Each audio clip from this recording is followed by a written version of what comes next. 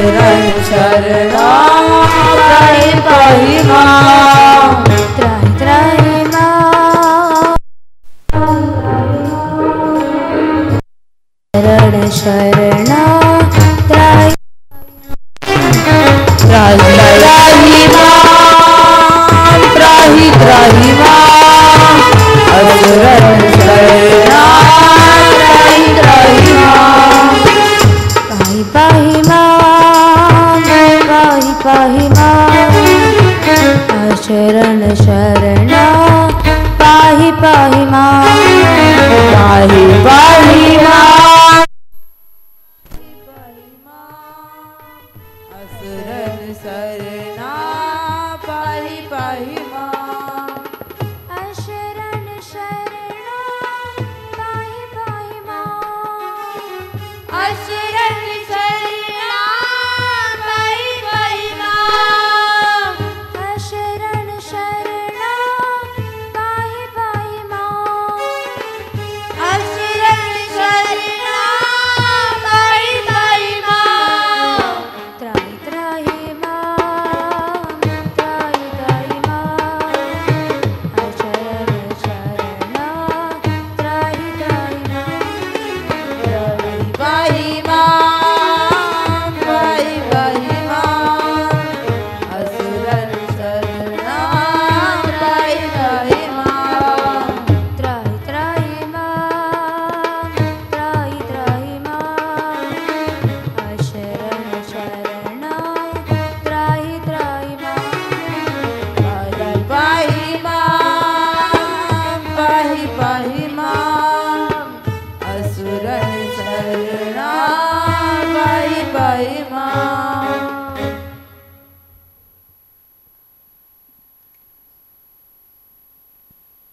सदृश गोपिका प्रेम प्रकट कलियुग ही दिखायो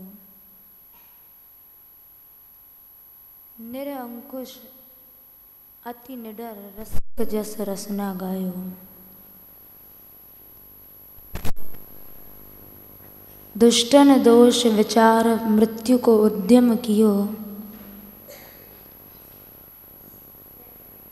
बार न बाको भयो गरल अमृत जो पियो भक्ति निशान बजाए के काहू ते नाहिन लजी लोक लाज कुल श्रृंखला तजी मीरा गिरधर भजी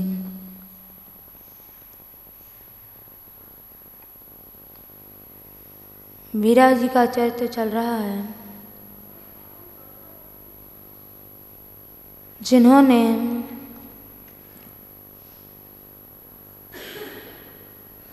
माँ की मरणासन्न स्थिति देखकर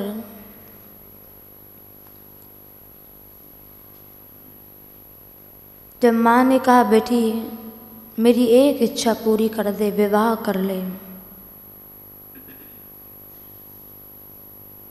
तो मीरा जी ने विवाह के पहले एक शर्त रख दी कि तू चाहती है दुनियावी हिसाब से मैं विवाह कर लूं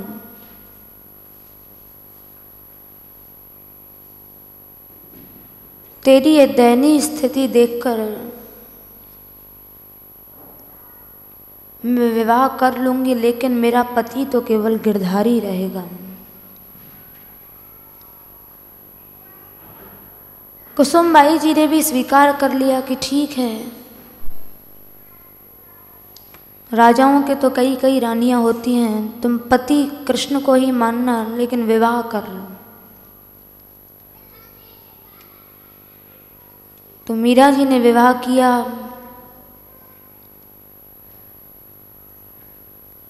विवाह करके चित्तौड़ आई डोले से उतरते ही कलह शुरू हो गया। राजमाता ने देवी पूजन के लिए कहा लेकिन नहीं किया। बोली कि मस्तक तो केवल गिरधारी के लिए झुकता है और किसी के लिए नहीं झुकेगा। क्योंकि मस्तक एक ही बार दिया जाता है, बार बार नहीं।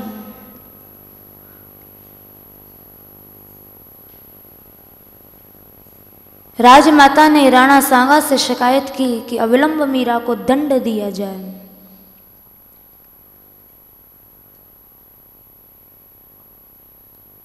राणा सांगा ने पहले तो तलवार से मारने का विचार किया, लेकिन जब देखा कि सारा राठौर वंश बिगड़ जाएगा, राजपूतों में फूट पड़ जाएगी, अपने स्वार्थ के कारण मीरा जी को युक्ति से मारने का प्रयास किया। भूत महल में सुलाया गया कि रात रात में समाप्त हो जाएगी, लेकिन वहां मीरा जी के जाने से भूतों का उद्धार हो गया।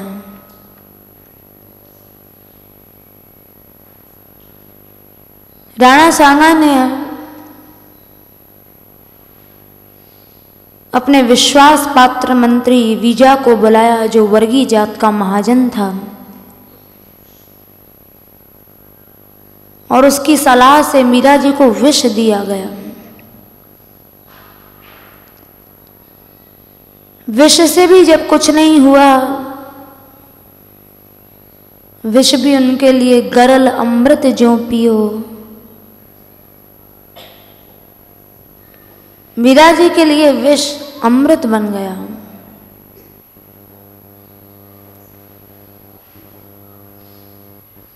दूसरा उपाय किया गया। सभी सरदारों ने मीटिंग की और कहा कि मीरा के यहाँ साधुओं को कोई रोक टोक नहीं है, तो इसलिए जाओ। रात के समय यदि कोई साधु पास में बैठा हो तो उसी समय दोनों का सिर काट देना, और पूछा जाए कि मीरा को क्यों मारा गया, तो कहना कि व्यभिचार में इन दोनों को पकड़ा गया है। इसलिए राजा की आज्ञा से इनको मृत्यु दंड मिला। स्वयं राणा सांगा गए थे मारने के लिए, और ठाकुर जी ने भी ऐसी लीला की कि उस रात कोई साधु वहां नहीं आया। स्वयं ठाकुर जी मीरा जी के साथ खेल रहे थे। यदि भाव हो तो आज भी भगवान नर लीला करें, नर रूप में खेलें। केवल एक मीरा जी की बात नहीं है, अष्टाछाप के जितने भी महाकवि हुए, गोविंद स्वामी हुए, चतुर्भुज स्वामी हुए, श्री कुम्भन दास जी महाराज हुए, इन सबके साथ श्रीनाथ जी, श्री ठाकुर जी साक्षात रूप से आकर खेला करते थे।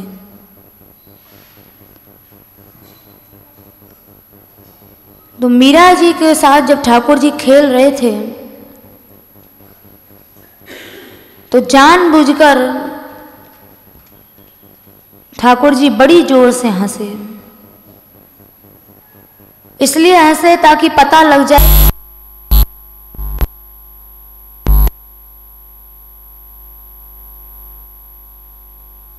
बात सुनते ही राणा जी को और क्रोध चढ़ा, और क्रोध में आए, रोष में भरकर बोले, मीरा किवाड़ खोल। मीरा जी झट से उठी, किवाड़ खोल दिया। उतने में ठाकुर जी जो थे वो पुनः प्रतिमा में लीन हो गए। देखा राणा जी ने इधर उधर, कोई भी दिखाई नहीं पड़ा। पूछने लगे, किसके साथ हंस रही थी, कौन बैठा था तेरे पास? तो मीरा जी ने गिरधारी लाल के श्री विग्रह की ओर संकेत करते हुए कहा कि मेरे साथ कौन बैठेगा? राजे गिरधारी लाल तिन ही सो रंग जात। सामने गिरधारी लाल बैठे हुए हैं, यही तो बैठे हुए थे। राणा जी क्या आपको दिखाई नहीं दे रहे? लेकिन राणा जी को कहाँ से दिखाई देते? राणा जी के पास वो भाव नेत्र ही नहीं थे। मीरा जी को साक्षात्कार हो रहा है, मीरा जी को वही गिरधारी लाल दिखाई दे रहे हैं, वही रूप दिखाई दे रहा है, लेकिन राणा जी को कोई दिखाई नहीं पड़ा। पूछते हैं कौन बैठा था तेरे साथ? मीरा जी ने कहा अरे ये गिरधारी ही तो मेरे साथ बैठा था। तो राणा जी बोले नहीं, तू झूठ बोलती है। राणा ने लगायो चर, बैठे साधु ढिंग ढर, तबही खबर कर मारो यह धारिये। राणा को विश्वास नहीं हुआ, बोले मीरा तू झूठ बोल रही है।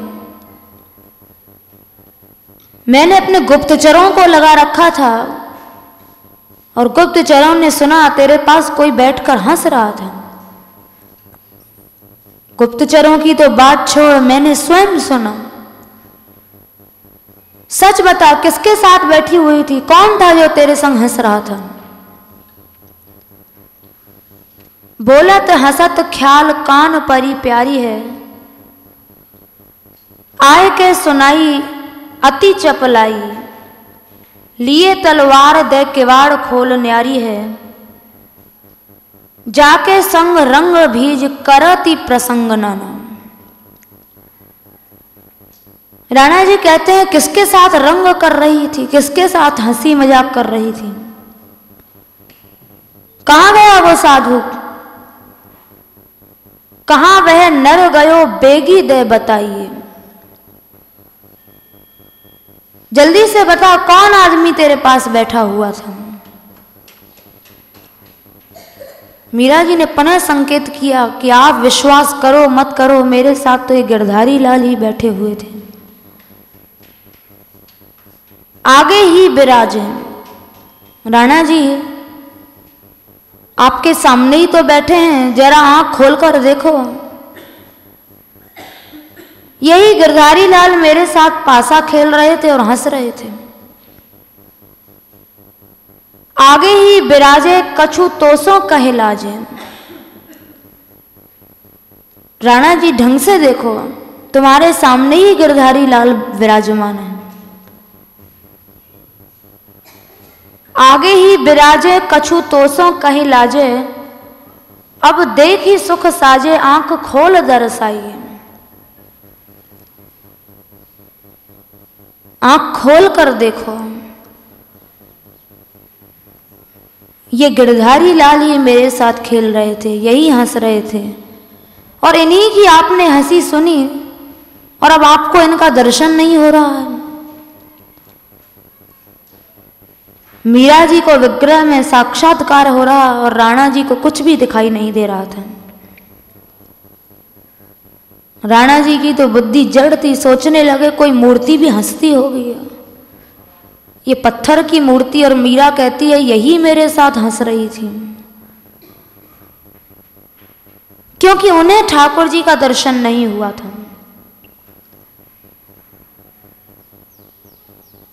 कोई भी उपासना हो,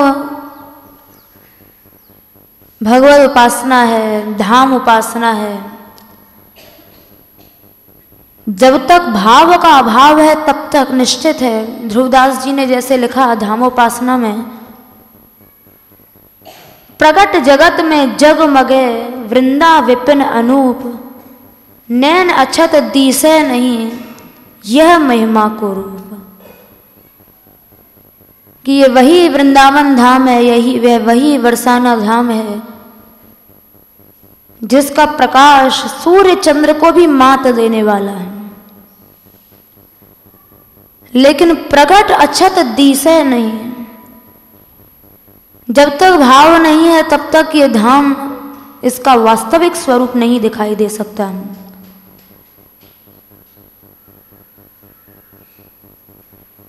मीरा जी को गिरधारी के साक्षात दर्शन हो रहे हैं और राणा जी को कुछ दिखाई नहीं पड़ा। प्रियादास जी लिखते हैं, भयो खिसियानो राणा लिख्यो चित्र भीत मानो। राणा जब तलवार लेकर दौड़कर मीरा को मारने आ रहे थे तो उस समय ठाकुर जी ने लीला की, बड़ी जोर से हंसे और राणा जी को वो हंसी सुनाई दे गई। अब भीतर घुसे महल में तो देखा वहां अकेली मीरा बैठी हुई है, इधर उधर खूब देखा, कोई दिखाई नहीं पड़ा। तो राणा खिसिया गया, क्रोध में भर गया। भयो खिसियानो राणा लिख्यो चित्र भीत मानो। और रोष में ऐसा अंधा हो गया कि जैसे किसी फोटो में या किसी चित्र में कोई चीज दिखाई देती है तो वो जड़ की तरह वैसी ही बनी रहती है। तो ऐसा लग रहा है मानो राणा जी का वहां चित्र बन गया है, ना हिल रहे हैं ना डुल रहे हैं। भयो भीत चित्र मानो, क्योंकि रोष में भरे हुए हैं। मारे किसको कोई दिखाई नहीं पड़ रहा है। मीरा से पूछ रहे हैं तो मीरा जी ने कहा कि मैं तो गिरधारी के साथ खेल रही थी। उलटी पयानो कियो ने कुमन आइए। थोड़ी सी देर के लिए जब राणा जी जड़वत खड़े रहे तो उलटी पयानो कियो ने कुमन आइए। तो थोड़ा सा मन में विचार आया कि कहीं मीरा जो कह रही है ये सत्य तो नहीं है। क्या श्री कृष्ण इसके साथ साक्षात रूप से आकर खेलते हैं? बहुत थोड़े अंश में राणा जी को ऐसा विचार हुआ, क्योंकि महापुरुषों का जो संग होता है वो अमोघ होता है। कुछ क्षण के संग ने ही राणा जी की बुद्धि को थोड़ा सा बदल दिया, किंतु जैसे ठाकुर जी शांति दूत बनकर गए थे कौरवों को समझाने, और वहां उन्होंने विराट रूप दिखाया अपना, तो उस रूप को देखकर दुर्योधन बोला ये तो जादूगर है, जादू दिखा रहा है। हनुमान जी गए रावण को समझाने के लिए, लेकिन सब समझाना बेकार रहा, क्योंकि अविद्या ने बुद्धि को घेर लिया। वैसे ही राणा जी के पास वो भाव नहीं था, वो विश्वास नहीं था। तो गिरधारी लाल सामने जो मीरा जी को साक्षात दिखाई पड़ रहे हैं और राणा जी को दिखाई नहीं दिए, क्योंकि बिना शरणागति के वास्तविक स्वरूप का दर्शन नहीं हो सकता है। श्री प्रियादास जी महाराज लिखते हैं, देखियो हूँ प्रभाव ऐते भाव में ना बेध्यो जाए, बिना हरि कृपा कहो कैसे कर पाइए। कि बिना भक्ति की कृपा के और बिना भगवान की कृपा के भावोत्पत्ति नहीं हो सकती है। और जब तक भाव नहीं है तब तक यदि भगवान सामने भी आ जाएंगे तो भी वो नहीं दिखाई देंगे। ये बात ब्रह्मा जी ने कही जब भगवान की स्तुति की, तो तीसरे स्कंद में ब्रह्मा जी ने इस बात को कहा, त्वम भाव योग प्रभावित हृदय सरोज। जब तक हृदय भाव से परिभावित नहीं हो जाएगा तब तक भगवान सामने भी आ जाएंगे तो भी दिखाई नहीं पड़ेंगे। अब जैसे अवतार काल में ठाकुर जी आते हैं लीला करने के लिए भूतल पर, लेकिन अवतार काल में भी सबको उनका वास्तविक स्वरूप नहीं दिखाई देता, सब उन्हें साधारण मनुष्य समझते हैं।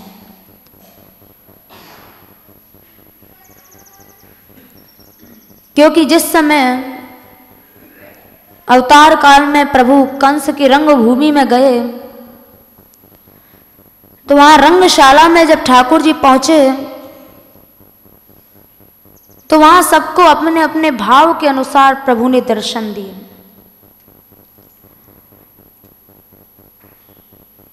बड़ी सुंदर रंगशाला सजी हुई थी। ऊंचे से राज्य सिंहासन पर कंस बैठा हुआ, नीचे अखाड़ा लगा हुआ, चारों ओर बड़े बड़े मल्ल योद्धा खड़े हुए, पहलवान खड़े हुए हैं। अखाड़े के चारों ओर सारी प्रजा बैठी हुई है। बहुत दूर रंग द्वार है और वहां से कृष्ण बलराम ग्वाल वालों के साथ कुबल्या पीड़ हाथी का वध करके दोनों भाई अपने अपने कंधे पर एक एक हाथी का दांत लेकर और उन्होंने रंगभूमि में प्रवेश किया। तो जब प्रवेश किया तो सबसे पहले बड़े बड़े मल्ल जो वहां खड़े हुए थे उन्होंने सबसे पहले ठाकुर जी को देखा। और मल्लों को जब ठाकुर जी दिखाई दिए तो सबके सब सोचने लगे कि लगता है ये तो कोई वज्र का बना हुआ है। मल्ला नाम अशनिरम, वही विग्रह, वही ठाकुर जी मल्लों को वज्र के रूप में दिखाई देने लगे। लगता है इसके तो हाथ पांव भी वज्र हैं, इसका तो सारा शरीर वज्र का बना हुआ है, क्योंकि उनका भाव वैसा था। आगे चले तो स्त्रीणाम स्मरो मूर्तिमान, वे ही भगवान स्त्रियों को कामदेव लगने लगे। स्मर कहते हैं कामदेव को। स्त्रियां बैठी हुई थी, वहां की नारियां बैठी हुई थी, उन्होंने जब देखा तो सोचने लगी कैसा रूप है, लगता है मानो साक्षात कामदेव आ गए हैं। साधारण जो लोग बैठे हुए थे नृणाम नरवर, साधारण लोगों के लिए भगवान साधारण मनुष्यों में श्रेष्ठ पुरुष बन गए। और आगे बढ़े, गोपानाम स्वजनो असताम क्षिति भुजाम, ग्वाल बाल जो उनके साथ में चल रहे थे, ग्वाल बालों का तो सक्ष भाव था, ग्वाल बालों के साथ तो सक्ष रस की लीला होती थी। तो ग्वाल बालों के साथ अपने वही यार पन्ने में चल रहे हैं। ग्वाल बाल बोले अरे कन्हैया, ये मल्ल तो बड़े मोटे मोटे दिखाई दे रहे हैं। तो ठाकुर जी बोले कोई बात ना है, चिंता मत करो, मैं इन सब मल्लन को मार दूंगा। तो ठाकुर जी की ग्वाल बालों के साथ वही जैसे एक मित्र दूसरे मित्र से बराबरी की बात करता है। तो सुखदेव जी लिखते हैं गोपानाम स्वजनो, ग्वाल वालों को मित्र दिखाई दे रहे हैं। और असताम क्षिति भुजाम, वहां कंस ने बड़े बड़े शक्तिशाली दुष्ट राजाओं को बुला रखा था कि आज कृष्ण को मारना है, पता नहीं कैसा संकट आ जाए, यदि कोई आपत्ति पड़ी तो ये मेरी सहायता दे देंगे। तो जब उन दुष्ट राजाओं ने श्री कृष्ण को देखा, उनको जब ठाकुर जी का दर्शन हुआ तो असताम क्षिति भुजाम, उनको ठाकुर जी एक बहुत रुआबी शासक के रूप में दिखाई देने लगे। चौंक गए उस रूप को देखकर कि इसकी आंखों में कैसा रौब दिखाई दे रहा है, कैसी बड़ी बड़ी आंखों से देख रहा है, मानो अभी सबको समाप्त कर देगा। तो असताम क्षिति भुजाम, उन दुष्ट राजाओं के लिए वही भगवान रुआबी शासक बन गए। कंस ने देवकी वसुदेव को भी वहां बुला रखा था कि आज इन दोनों के सामने ही जब इन दोनों के पुत्र मरेंगे तो इनको पता लगेगा इन्होंने हमारे साथ बहुत बड़ा छल किया, लेकिन आज इन दोनों के सामने इन दोनों के पुत्रों को समाप्त किया जाएगा। तो देवकी वसुदेव को भी वहां बिठा रखा था, हथकड़ी बेड़ियां लगी हुई थी। उन्होंने जब कृष्ण बलराम को देखा तो शास्ता स्वपित्रो शिशु, उनके लिए ठाकुर जी शिशु रूप में दिखाई दे रहे हैं। देवकी वसुदेव सोचने लगे तो कितना दुधमुहा बालक है, कितना छोटा है, अभी तक बड़ा ही नहीं हुआ, वैसे का वैसा बना हुआ है। भगवान वही हैं, लेकिन सबको भावनानुसार अलग अलग रूप में दिखाई पड़ रहे हैं। दुष्ट राजाओं के लिए रुआबी शासक बन गए, मल्लों के लिए वज्र रूप बना लिया, ग्वाल वालों के लिए उनके सखा बन गए, उनके यार बन गए, और देवकी वसुदेव के लिए छोटा सा बालक। माता देवकी देखकर आश्चर्य में है, सोच रही हैं कितना छोटा शिशु है, इतने बड़े बड़े पहलवान खड़े हुए हैं, मल्ल खड़े हुए हैं, इनके साथ कैसे युद्ध करेगा। और उसके बाद कंस ने जब देखा तो कंस को मृत्युर्भोज, कंस को वही भगवान काल रूप में दिखाई देने लग गए। ऐसा भयानक रूप दिखाई दिया कंस को, कंस डर गया, शरीर कांप गया, सोचने लगा ये तो लगता है साक्षात काल मेरे सामने खड़ा है। और इसीलिए इसने बड़े बड़े दैत्यों का वध कर दिया। इसके रूप को देखकर आदमी अपने आप खत्म हो जाएगा, इससे तो युद्ध करने की तो कोई जरूरत ही नहीं है। तो कंस को वही भगवान काल रूप में दिखाई दे रहे हैं। मृत्युर्भोज पतेर विराट विदुषाम। उसके बाद भगवान ने अविदुषान, जो वहां मूर्ख लोग बैठे हुए थे, उनको अपना विराट रूप दिखाया। बड़े बड़े योगेश्वर भी आए हुए थे। जब योगेश्वरों ने देखा तत्वम परम योगिनाम, तो योगेश्वरों के लिए वही भगवान प्रकाशमय हो गए, ज्योतिर्मय रूप हो गए। कैसा अद्भुत प्रकाश है, कैसी दिव्य ज्योति है। योगी लोग उस रूप को देखते थक नहीं रहे थे। वृष्णि नाम पर देवतेति विदितो रंगम गतः साग्रजः। वृष्णिवंशी यदुवंशी जो वहां बैठे हुए थे, उनके लिए भगवान साक्षात इष्ट हो गए। यदुवंशियों ने जब भगवान का दर्शन किया तो हाथ जोड़कर प्रणाम करने लग गए। ये तो हमारे साक्षात इष्ट हैं, ईश्वर हैं। इनकी आंखों से कैसी करुणा बह रही है, बड़े करुणामय हैं, बड़े दयामय हैं। तो वृष्णिवंशी उन भगवान को करुणा वरुणालय के रूप में देखने लगे। जिसके अंदर जैसी भावना थी उस समय ठाकुर जी ने भावनानुसार सबको दर्शन दिया। और ऐसा नहीं कि केवल कृष्णावतार में ही ऐसा हुआ, रामावतार के समय भी जिस समय भगवान गए तो वहां जाकी रही भावना जैसी, प्रभु मूरत देखी तिन तैसी। भाव के अनुसार ठाकुर जी ने सबको दर्शन दिया। लेकिन जब भाव ही नहीं है तो भगवान सामने भी हैं तो भी जैसे कंस को काल दिखाई दे रहे हैं, किसी को वज्र दिखाई दे रहे हैं, क्योंकि वो भाव नहीं है।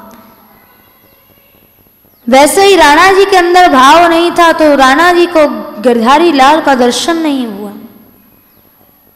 और मीरा जी को अपने गिरधारी का साक्षात्कार हो रहा है। कहती हैं देखो राणा, कैसा ये चंद्रमा जैसा मुख है, कैसे सुंदर सुंदर कमल जैसे बड़े बड़े नेत्र हैं, ये रूप तो देखो।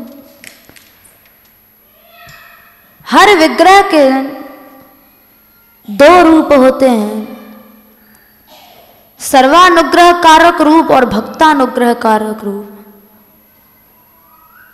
भक्तों के लिए भगवान साक्षात रूप से दर्शन देते हैं और उसी जगह साधारण बुद्धि वाले हम लोगों के लिए वो वही मूर्ति रूप, विग्रह रूप में दिखाई पड़ते हैं। लेकिन जितने भी बड़े बड़े आचार्य हुए, जैसे श्रीमद् वल्लभाचार्य जी महाराज हुए, उनको श्रीनाथ जी उनके साथ बातें करते थे, खेलते थे। रूप गोस्वामी जी उनको गोविंद देव जी साक्षात रूप से दर्शन देते थे। सनातन गोस्वामी जी, जिनको मदन मोहन जी ने साक्षात दर्शन दिया, उनके साथ बात करते थे, खेलते थे। मीरा जी के साथ गिरधर गोपाल खेला करते थे, उनके साथ नाचते थे। कभी पासा खेल रहे हैं, कभी परिहास कर रहे हैं, क्योंकि मीरा जी ने अपने पदों में कहा है, रैन दिना वाके संग खेलूं, जो दे रे सोई खाऊं। दिन रात मीरा जी के साथ गिरधर गोपाल खेलते थे, दिन रात उनके साथ नर रूप से लीला किया करते थे। लेकिन राणा जी को कुछ दिखाई नहीं पड़ा। बार बार पूछ रहे हैं, मीरा तू जिसके साथ रंग खेल रही थी वो कहाँ है, कहाँ गया वो आदमी। मीरा जी कहती हैं, राणा जी यही वो रूप है, आप पहचान नहीं पा रहे हैं, आंख खोल दरसाइए, जरा आंख खोल कर देखो, यही वो गिरधर गोपाल है जिसके साथ मैं खेलती हूँ। और मीरा जी को उनका साक्षात्कार हो रहा है। वहां मीरा जी ने पद गाया,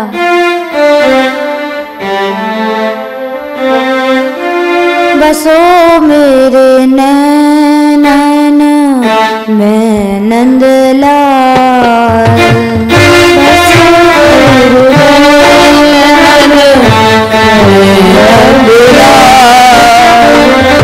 बसो मेरे नैनन मैं नंदलाल,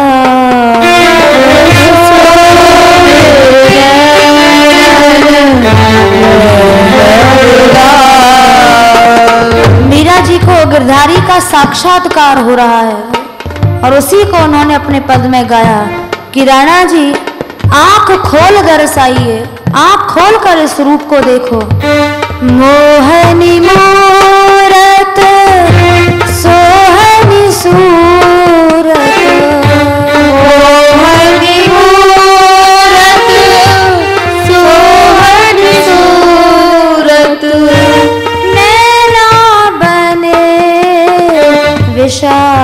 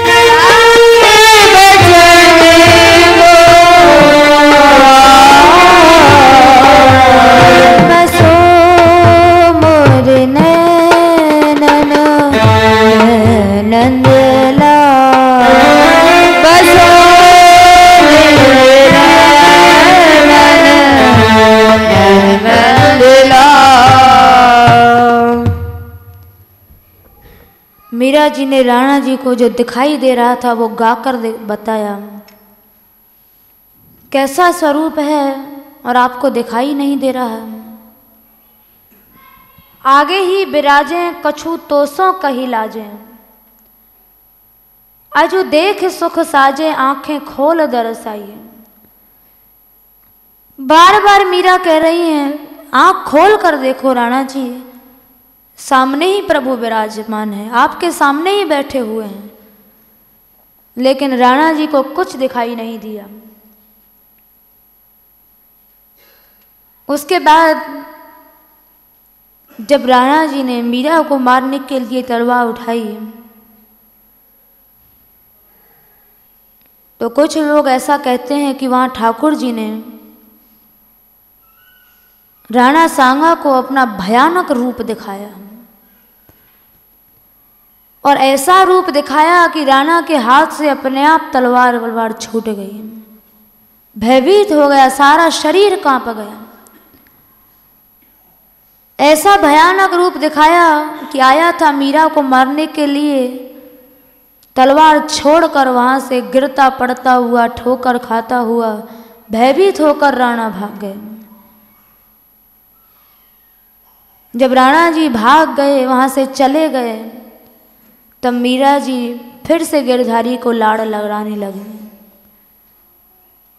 उनका लाड़ लड़ाना क्या था, गिरधारी के साथ बैठकर अपना विरह उनको सुनाती, अपना दर्द उनसे कहा करती थी। जब राणा जी चले गए, लड़खड़ाते हुए, गिरते पड़ते हुए, तो वहां मीरा जी ने पद गाया, राणा जी सावरे रंग राती,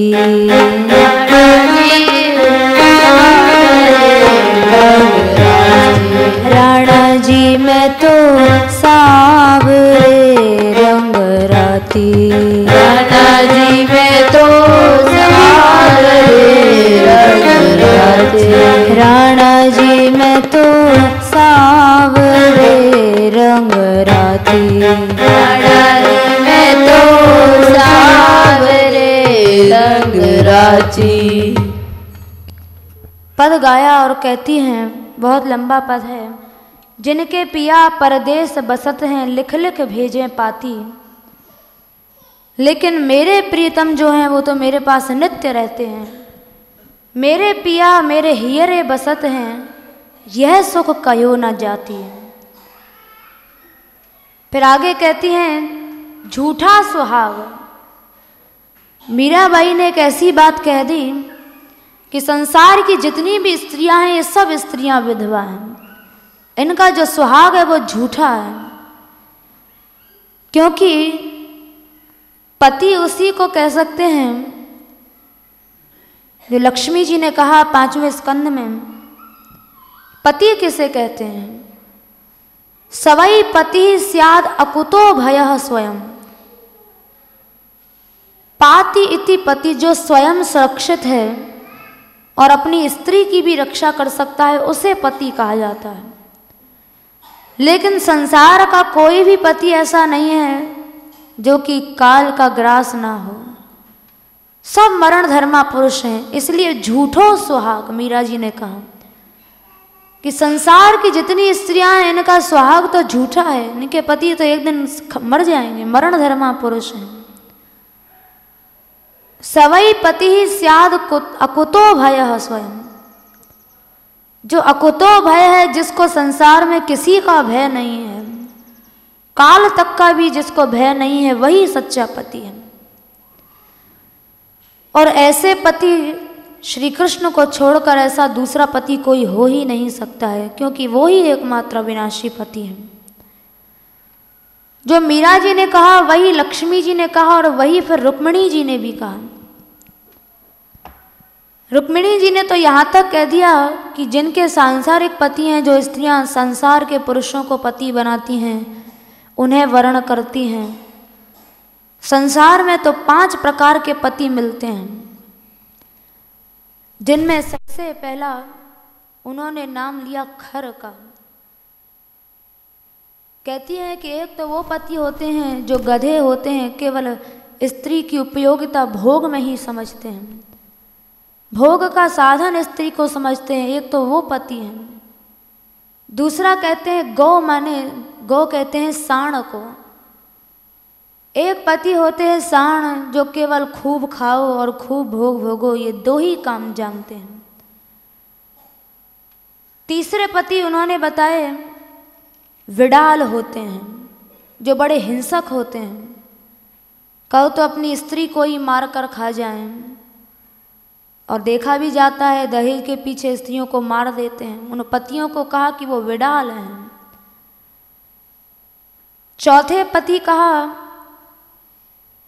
कुत्तों को कि कुत्ते का चाहे कितना भी अपमान करो, तिरस्कार करो, लेकिन वो भोग नहीं छोड़ता है।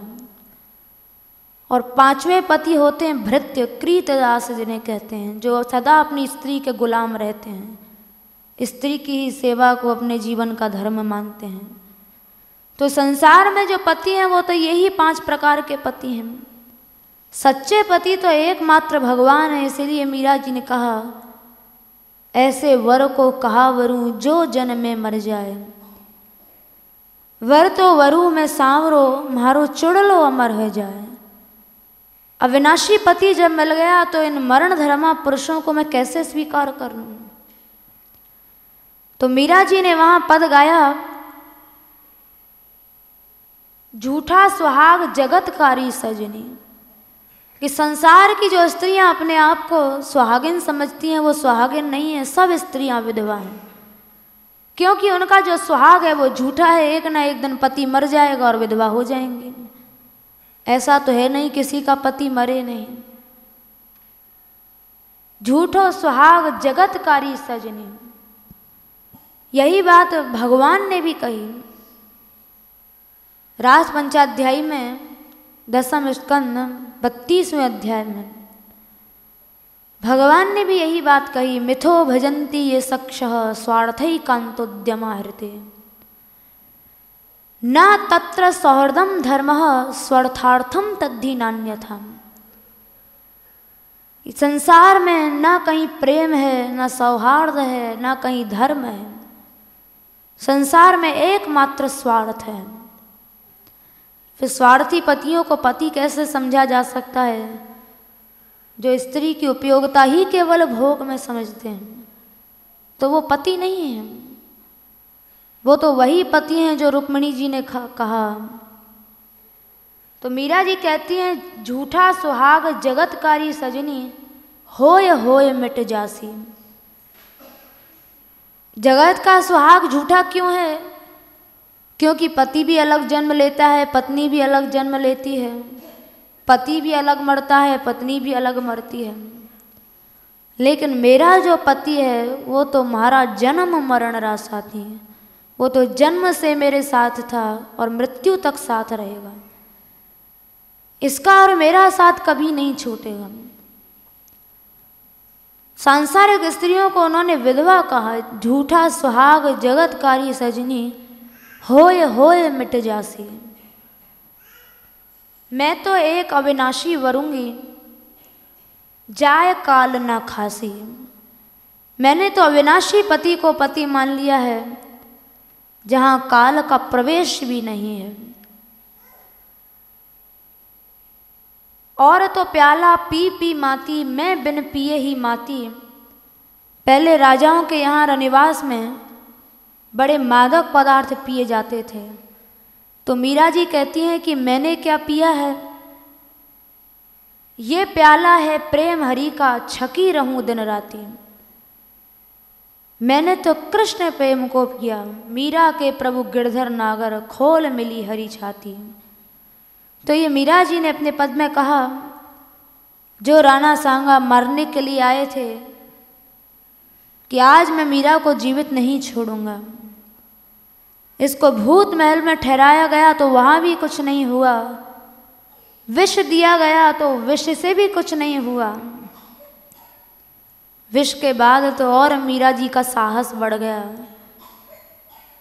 नाचन लगी तो घूंघट कैसो, घूंघट खोलकर नाचने लगी विष पीने के बाद। साहस बढ़ा, कांति भी बढ़ गई। तब फिर ये दूसरी युक्ति की गई थी। सब सरदारों ने मीटिंग की थी कि अब कैसे मीरा को मारा जाए। तो उस मीटिंग में ये प्रस्ताव पास हुआ था कि जैसे ही मीरा को किसी साधु के साथ रात में देखें तो उसी समय राणा जी तलवार से उसका सिर काट डालें। तो राणा जी आए मस्तक काटने मीरा जी का, लेकिन जब ठाकुर जी ने अपना भयानक रूप दिखाया, ऐसा रूप दिखाया कि राणा जी ने वहीं तलवार छोड़ दी। गिर पड़े, उठे, दौड़ने लगे, ठोकर खाते खाते लड़खड़ाते हुए महल में पहुंचे। क्योंकि वो रूप ही ऐसा भगवान ने दिखाया कि उसके बाद फिर राणा जी की कभी भी हिम्मत मीरा के महल में जाने की नहीं हुई। उसके बाद राणा जी ने मीरा जी के महल में कभी भी पैर नहीं दिया। और युक्तियों से तो मारने का प्रयास करेंगे, क्योंकि ये सिद्धांत है दैवी शक्ति और आसुरी शक्ति में परस्पर विरोध रहता है। दैवी शक्ति अपना प्रभाव दिखाती है, आसुरी शक्ति अपना प्रभाव दिखाती है, लेकिन जीत तो दैवी शक्ति की होती है। तो आगे अनेकों युक्तियों से मारने का प्रयास करेंगे, लेकिन राणा जी मीरा जी के महल में कभी दोबारा नहीं गए, क्योंकि ठाकुर जी ने ऐसा रूप दिखाया। ठाकुर जी ने स्वयं उनका सारा इलाज कर दिया। जीवन भर कभी मीरा के महल में नहीं गए, क्योंकि मीरा जी ने जो एक आश्रय लिया ठाकुर जी का, ठाकुर जी ने उनकी रक्षा की। बहुत बहुत विपत्तियाँ आएंगी, बहुत प्रतिकूल परिस्थितियाँ आएंगी, लेकिन सबको मीरा जी चीरते हुए पार चले गए, सब परिस्थितियों को पार कर गए, क्योंकि सबसे बड़ा आश्रय था भगवदाश्रय उन्होंने ले रखा था। तो राणा जी वहाँ से दौड़ कर चले गए और जीवन में कभी भी उन्होंने मीरा के महल में आने की हिम्मत नहीं की।